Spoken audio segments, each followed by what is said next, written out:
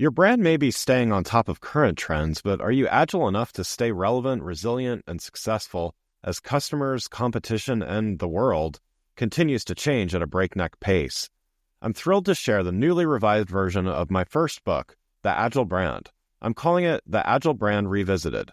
It's been updated to reflect our continually changing world, and it provides 7 principles that form the backbone of an agile brand, offering detailed insights and actionable steps for incorporating them into your business strategy. This is the book that started it all, and I'm excited to share it with you. It's now available in print and digital formats and available everywhere. Learn more by going to the Agile Brand Guide website at www.agilebrandguide.com. Welcome to Season 4 of The Agile Brand with Greg Kihlstrom, where we discuss business agility through customer experience, employee experience, and digital transformation. I'm your host, Greg Kihlstrom. The Agile World podcast is brought to you by TEKsystems, an industry leader in full-stack technology services, talent services, and real-world application. For more information, go to teksystems.com. To read more about the topics discussed on this show, you can go to my website at gregkihlstrom.com and read my latest articles or get a copy of my latest book, Meaningful Measurement of the Customer Experience, now available on Amazon and other retailers. My name is Greg Kihlstrom, and I'm the host of the Agile Brand podcast. Today, we're going to talk about growing and scaling a marketing agency and how to find the best clients in order to continue to innovate and achieve great results. To help me discuss this topic, I'd like to welcome Erik Huberman, founder and CEO of Hawke Media. Erik, welcome to the show. Yeah, thank you for having me. Yeah, looking forward to talking about this with you as someone who had grown and sold a marketing agency. To always like to talk shop here and learn from others as well. So why don't we just get started by you giving a little background on yourself as well as what you're currently doing at Hawke Media. Yeah, so background, make a long story short, I basically built 2 e-commerce companies that I sold, the last one about a decade ago, and then started advising and consulting for a bunch of brands on how to drive revenue growth using marketing. It's where I had really focused, obviously, in my own company too, and just found that the whole marketing ecosystem was broken. It is really hard to find great marketing talent. It's really hard to afford great marketing talent. There was just a lot of things in people's way when it came time to execute. And so just got sick of it, decided to hire my own team, started with 7 people, each with their own expertise. So like a Facebook marketer, email marketer, web designer, fractional CMO, et cetera, and went back to the brands I was advising for and said, hey, everything's a la carte, month to month, cheaper than hiring in-house. The idea is you could spin up what you need when you need it and ebb and flow and change as your needs change. And that's how we started. And fast forward, now we're about 300 people and manage marketing for about 600 brands.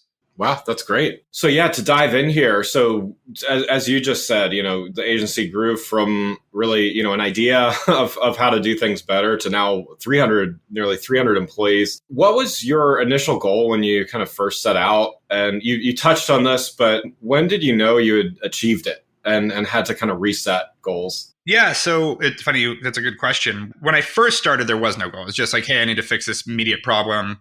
Let me fix it.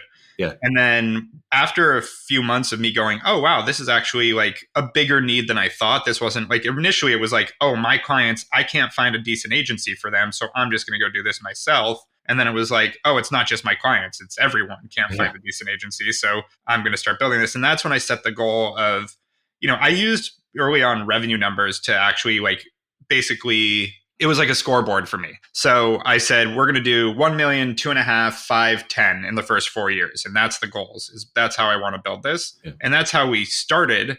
And then once we got to that $10 million goal, I would say, because that's why I like this question, I had no idea where to go from there. That was just like, I had a very clear picture of how to do 1, 2.5, 5, 10. We actually hit all those goals and hit them within 1% every year. So like it was actually a testament to setting goals and how you manage to hitting those goals, et cetera. Yeah. So we did well then. And then I was just like, I don't know, do we go from 10 to 20? Like I had no plan from there. And I would say those 2 years were weird years for the company because I didn't really have a vision of where it would go from there. I was just like, let's just keep growing. And it took a couple of years to really get back to, okay, this is what we're doing. This is what we're creating. And that's where our mission statement really started to play into it, which is accessibility to great marketing and the idea that we should be making great marketing accessible, that generally it's this opaque, expensive, really tough industry when it comes to getting great marketing talent. And we wanted to make it so that we could be the best at what we did, but also super accessible, nimble, cost effective, et cetera. And so Yeah. that started really driving how we did things. Then we started seeing growth again. And that's kind of been the story to today, where we continue to expand globally. We just expanded into Europe. We have offices in Asia and Europe and continue to build. Yeah. So let's go back just a little bit to that period of those 2 years as you described it. And, I think I'm quoting from somebody else, but there's the, what got you here won't get you where you need to go kind of thing that's, many talk about, but, having lived through it myself, it sounds like you have as well. It's much different to read about it than to be living it. Right. What were some of the things that you, maybe tactics or methods that you use to kind of to use the word stuck, to kind of get unstuck? It wasn't easy. It took time because, people talk about like you have the visionary in the company and they're just, I think people just assume like they're sitting around thinking about things. And right. I'm working and trying to build and trying to grow and doing all these things without really knowing where that North Star is. But it's my responsibility as the founder and CEO to really set it. And so I hired actually a close friend for a few years that I thought, I always go back to what he said, which I thought put it best. We basically went through puberty where our body didn't quite fit our brain and like everything was awkward. And what the best way to sum it up was we didn't know what we were building. And we had this infrastructure and this overhead and all these people, and our profitability had been hit because we needed all these senior executives, but we didn't really quite have the size to capitalize on them yet.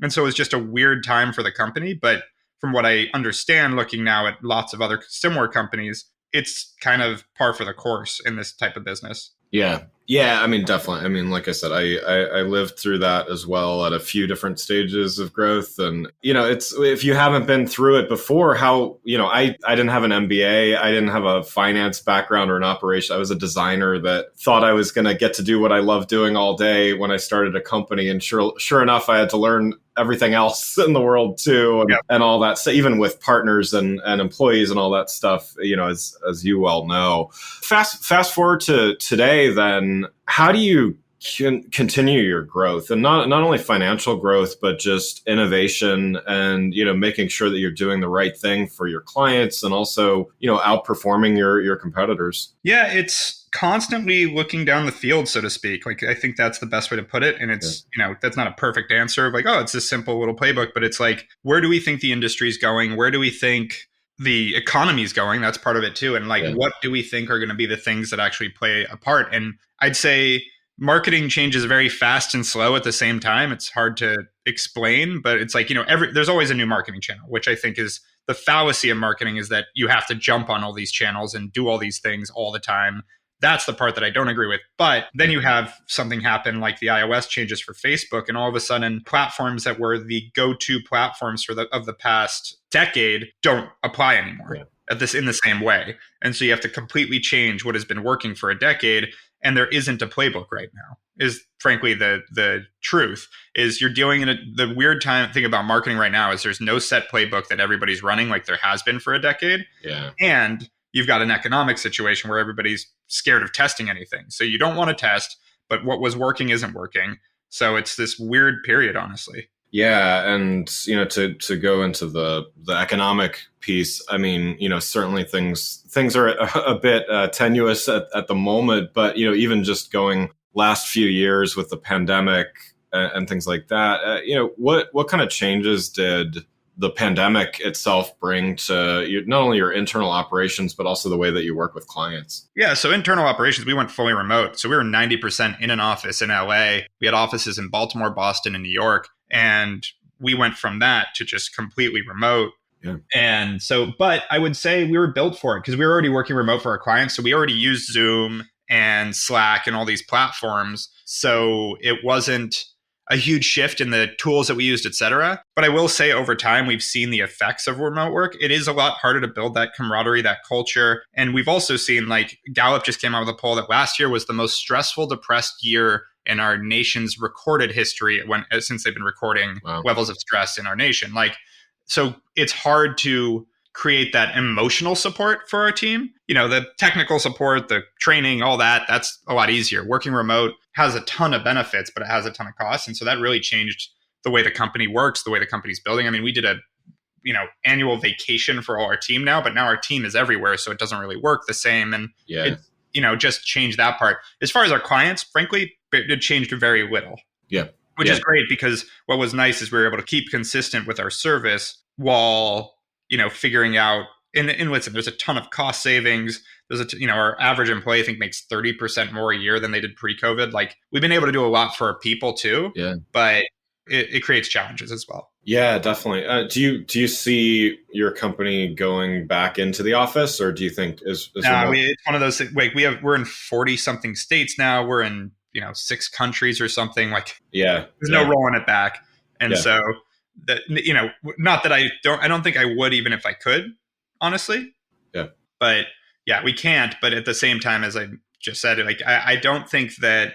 I think the benefits outweigh the costs. They're just our costs. So it's changing the way we have to think about the business. And also it changes the typology of your employees, because there's employees that want to be in an office and want to be around a bunch of people. This isn't going to resonate with them as well. So they're going to start moving on, looking for other things, et cetera. Then we can hire people that are joining a remote team and want to be a part of a remote team. Yeah, that makes sense. So let's switch gears a little bit and just talk a little more broadly about applying your experience, but to other agencies, and talk about how to get the type of reach for the clients you're looking for. So let's say you're currently a small agency and want to work with household name brands. What's a good way from your experience and perspective to get started, even if you don't have a huge marketing budget?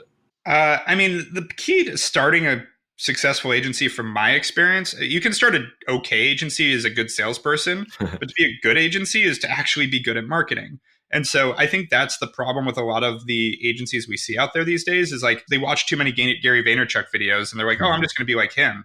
And it's like, that dude built a $60 million wine company before he ever tried to sell marketing services. Like, it's not about just, can I sell to the right client? It's like, can I do good work, and who can I do good work for? My business was built off of, I built and sold 2 e-commerce companies successfully, and then started selling my services to people, helping them grow, because I had figured out how to do it for myself, and now I was going to do it for others. So that was an easy thing to sell. So it wasn't like some weird tactic about getting my clients. It was like, oh, hey, I've done what you want to do.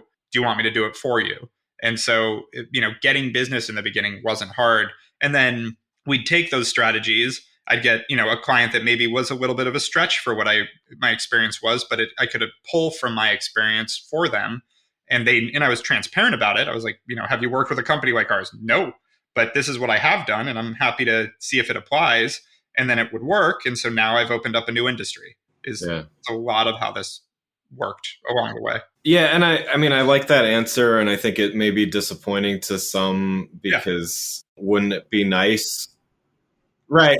Exactly. Yeah, that's right. That's a great way of putting it. It's like, wouldn't it be nice if I could just get a big name client based on, either being a good salesperson or having a nice marketing presence of my own or whatever. And by the way, you can land them for sure. You just won't keep them, and you'll burn your reputation. And that's the part that, like, your reputation in marketing, like, it is really hard to build a good marketing reputation, because I'll tell you, like, even though we've done incredible work, we've taken companies from nothing to billions in revenue many times, like, objectively, we are good at what we do. You can still go out there and see a bunch of Google reviews about how we're con artists and don't know what we're doing, just like any company. Just like every restaurant has, like, oh, they tried to kill me with my food. Like, no, we didn't. Like, that exists in every industry. And so that's going to happen no matter what you do.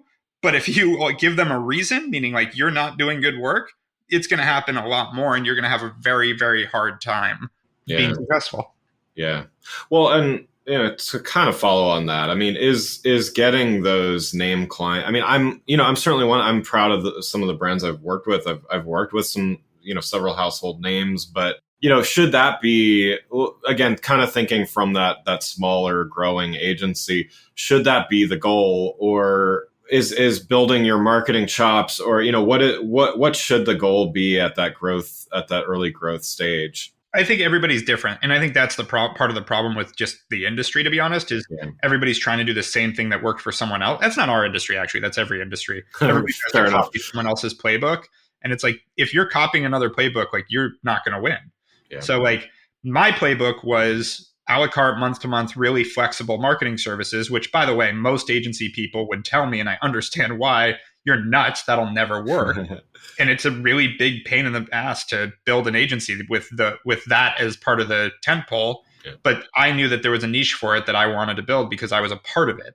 Because when I was building my companies, I hated these agents. I hated agencies. I hated they all were terrible to me. And so I wanted to find one that actually worked the way I wanted to. And it's like, well, I'll just build it. Yeah, yeah. So, I've been doing this long enough to have seen several trends come and go and then come again and all that stuff. So, one trend is how much talent is brought in-house versus outsourced, right? And so again, I've seen this go up and down over the past couple decades, depending on any number of factors. Some of it's the economy, some of it's just trends. Yep. What do you see over the next few years in terms of that? I mean, do you see more in-house talent continuing to be brought in? And then, what's the role of the agency, over the next few years? Yeah, I think that conversation, having that conversation in a binary way, I think is the biggest mistake. I think all companies should have both. Yeah. And I just don't think it's a weird thing to do to just make decisions in a binary way. I think we all know that extremes are never the right answer.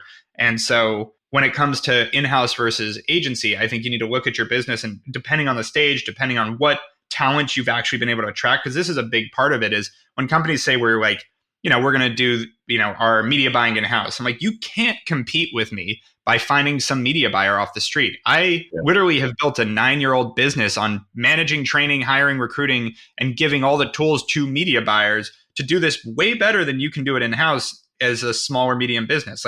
There's a reason we're good at what we do. And so trying to replicate that is insane. It's like, are you also going to build an entire tax accounting practice? right. Person, business? It's crazy to do. But if you find a great content creator that's really great and wants to work full time for you, then don't give that to an agency. You found someone. There's reasons to do both. And I think that's important. In terms of trends, though, I think it's whatever someone wants to put on a headline or speak on stage about it that year. Again, I've been doing this long enough now that I've watched the trend of the year go back and forth and back and forth. We're going to outsource everything. We're going to in-house everything. And it's like, every time I see that, I go, okay, this one's an idiot. Right. I know what you mean. And I agree with you. And I think you just constantly want to follow that moving target. Just okay, so for now, this is working. And the other thing is I'd say, if it ain't broke, don't fix it. I watch that happen with marketing a lot, where it's like everything is working really well. They're getting good returns. And they're like, okay, now we're going to change everything. Yeah. It's like, why? Right. Because of a headline somewhere, to your point. Yeah, it's I think, just thinking back to, I do consulting now, but even with the agency, the best relationships that I had with customers were always the most well-informed and the smartest client, the ones that tried to outsource the thinking in their marketing department entirely. That never ended well. It might have started great. Yeah, no, that's not. I agree with you. Yeah, you need both. You need internal people that are, living and breathing the brand, which is instinctually what people are thinking of when they say they're in-house. They're going to live and breathe a brand. I'm like, I get what you mean by that. Right. But the problem is you're working in a vacuum in-house. So if you don't have a view into what else is going on, you don't have proper training. Again, our systems, no company smaller than, I'd say, if you're not $100 million plus company, and probably more, frankly, you're not going to have even close to the tools we have. Right. So the amount of money we spend on marketing tools because we can spread it across a bunch of companies is a lot. And so the idea of doing that in-house is crazy, but the idea of not taking advantage of that with an agency is crazy. And so finding the proper partner is also, there's a reason almost every Fortune 500 uses agencies. There's no, and a lot of people think there's a point where they get big enough to grow out of agency. It's like, that's not how the biggest companies in the world work, but sure. Yeah, agreed. Yeah. So one last question before we wrap up here. What would your advice be to somebody that, let's say they're just starting out, with their small agency? What are some first things that they should be thinking about, some first steps they should be taking to set themselves up for the most success? Yeah, it's going to be general business advice that applies just as much to an agency as anything else. Where do you fit in the market? Is it actually needed? Yeah. Are you solving a pain point? Because if you're not, if you're just another one Yeah, you're going to build a small business, but a lot of times, frankly, from an expected value standpoint, if you're good enough to build a small agency and hustle like that, you might be better off just getting a job or Right. joining another agency. Right. If they've already built what you're like, if you don't have a unique perspective on what you're trying to build and you're just doing it because it makes some cash, it is a grind. And most agencies never break the $1 million mark, which means profit wise, they're probably making 1 to 200 grand and running a business. Like, you can probably go get a job for that much money if you're good enough to build that agency. So, it depends on you, but it also depends on like what niche have you captured. And it could be a vertical niche. It could, like, where is it underserved that you have an opportunity to build something that's going to serve your customer better than they've been served. Like, if that is something you've found versus like, I know how to do marketing and I can make some cold calls and try to get some clients. Like, that's the part that I think people get stuck into. Yeah. And again, it turns into a hamster wheel for these people. And we do a lot of M&A. So we see kind of the back end of like burnout and the struggle that happens when those agencies haven't necessarily been built with that in mind. So again, it's like any business, you don't want to start a business for the sake of starting a business. You want to start a business because something's missing that you're filling. Yeah. That's great advice. Well, Erik, thanks so much for joining the show. For those listening, what's the best way for them to keep up with you and what you're doing? Yeah, I mean, you can @ Erik Huberman on all the social channels is probably the easiest. Great. Well, again, I'd like to thank Erik Huberman, founder and CEO of Hawke Media, for joining the show.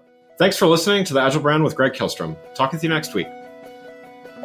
Thanks again for listening to The Agile Brand with Greg Kihlstrom podcast, brought to you by Tech Systems. If you enjoyed the show, please take a minute to subscribe on your podcast channel of choice and leave us a rating so that others can find the show more easily. You can access more episodes of the show at www.theagilebrand.show. To get a copy of my latest book, Meaningful Measurement of the Customer Experience, visit my website at gregkihlstrom.com. Until next week, stay agile. Want a website with unmatched power, speed, and control? Try Bluehost Cloud, the new web hosting plan from Bluehost, built for WordPress creators by WordPress experts. With 100% uptime, incredible load times, and 24/7 WordPress priority support, your sites will be lightning fast with global reach. And with Bluehost Cloud, your sites can handle surges in traffic no matter how big. Plus, you automatically get daily backups and world-class security. Get started now at Bluehost.com.